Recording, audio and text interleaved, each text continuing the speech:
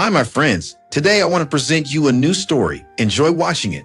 I never imagined my career. 22 years of dedication, sleepless nights, and sacrifices could be reduced to a single email. But there it was. A message with no sender, no subject, and an attached audio file. At first, I hesitated. The office was empty, and the faint hum of the ceiling lights above seemed unnaturally loud. I hovered over the file, my pulse quickening. Then, with a sharp breath, I clicked.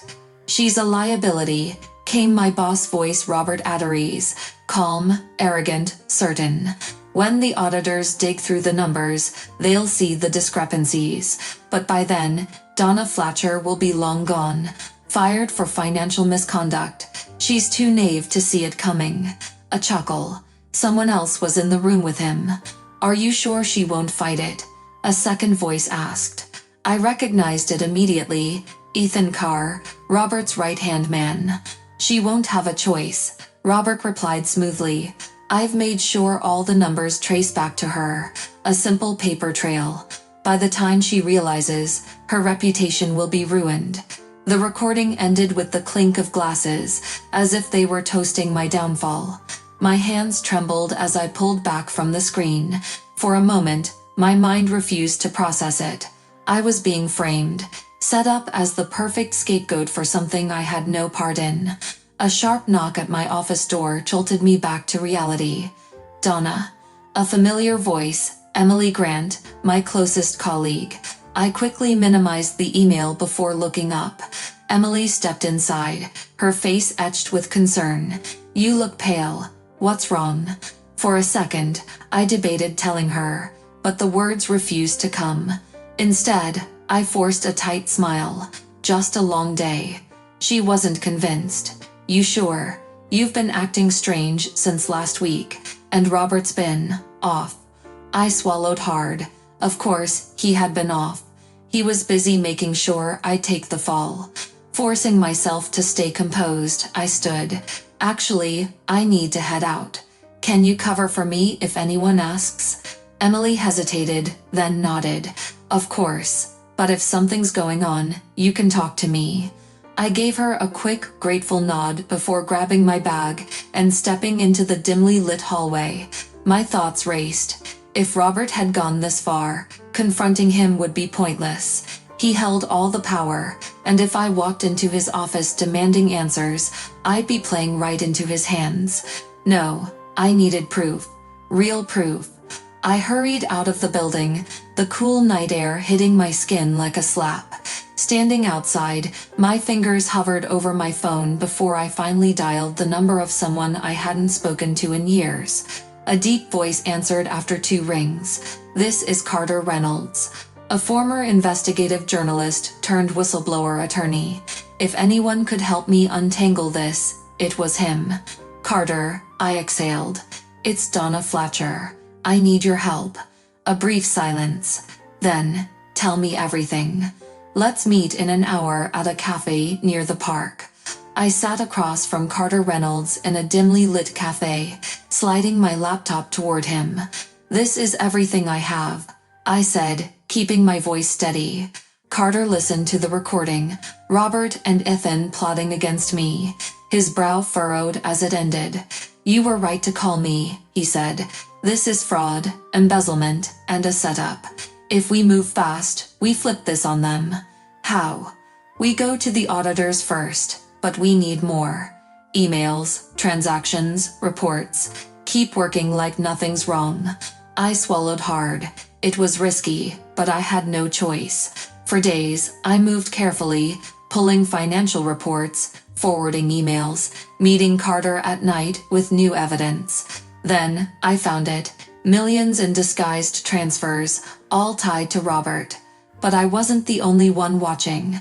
Thursday, I caught Ethan's stare as I left the records room. His usual smugness was gone. "Busy week, Donna?" he asked. I forced a smile. "Same as always. Robert's been asking about you." My stomach tightened, but I walked away calmly. They were suspicious. I was running out of time. That night, Carter smirked at the final files. "This is enough." We go to the auditors tomorrow. So, what happens next? Now, his grin widened. We let them think they've won. Tomorrow, Robert would think he was firing me. He had no idea the real trap had already been set. Robert Addery sat behind his desk, fingers tapping impatiently as I entered. He gestured to the chair opposite him. "Donna," he said smoothly, "have a seat." I obeyed, hands folded in my lap. With a dramatic sigh, he slid a thick envelope toward me. "After a review, we've found financial discrepancies tied to your department," he said, feigning sympathy. "You're being terminated, effective immediately." I tilted my head. "Is that so?" His smirk faltered. "To avoid complications," he continued, "we're offering severance, along with a non-disclosure agreement." He tapped the envelope. "Sign and walk away with a generous sum." I ran my fingers over it, then slowly slid a different envelope across the desk. Robert frowned, pulling out a single sheet. As he read, his face paled. "This," his grip tightened. "Where did you get this?" I leaned back, allowing myself the smallest smile. "It's funny what you find when you actually look." The document detailed the financial fraud Robert had orchestrated, complete with transactions, falsified reports, and the paper trail leading straight to his personal accounts. His hand clenched around the paper. "You think this changes anything?" he hissed. I shrugged. "Oh, I know it does.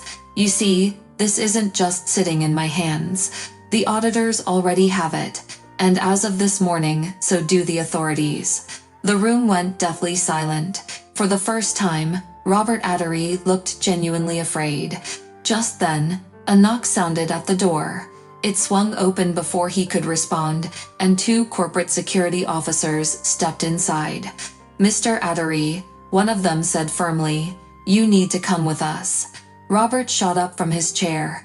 "This is a mistake," he barked. "I built this company. You can't do this to me."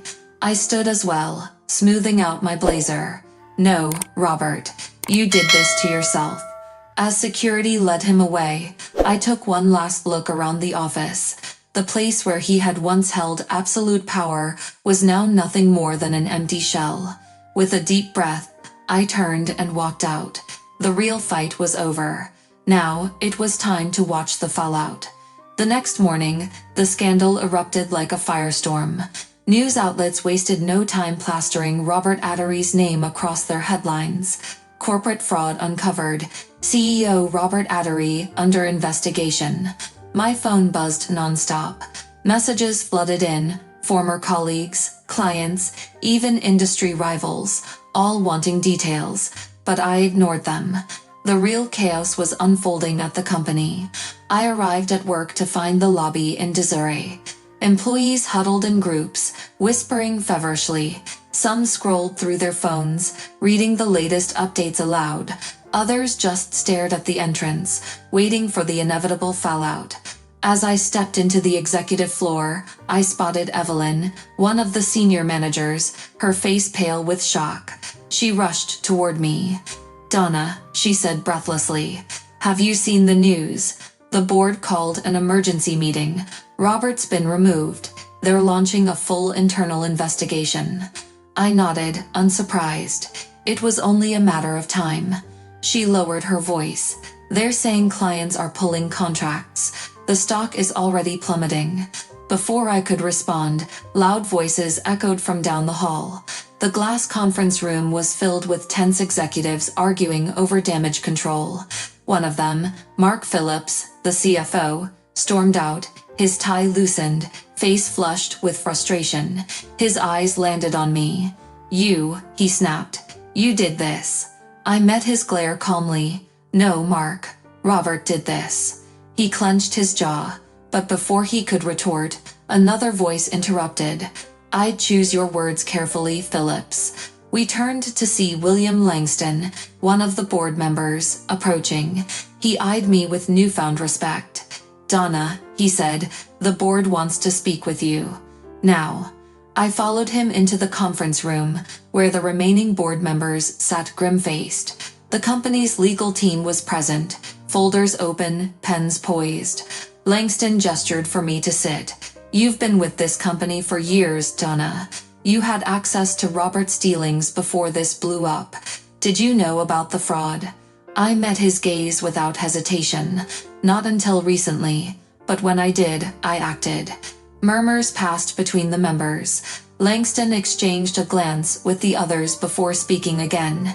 The company's reputation is in ruins. We need stability. He leaned forward. We need leadership, and we need it now. I raised an eyebrow. Are you offering me a position? Langston nodded.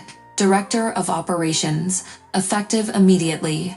I let a slow smile spread across my face. Then, let's get to work. 2 weeks later, I sat in my new office, one with a skyline view, a door with my name on it, and no trace of Robert Addery's corruption. The scandal had all but buried him. The company was still reeling, but under my leadership, we were stabilizing. Then, my phone buzzed. A message. Robert Addery, we need to talk. Please, Donna. I scoffed, but curiosity got the better of me. Against my better judgment, I answered. Donna. His voice was hoarse, desperate. They froze my accounts. The IRS is after me.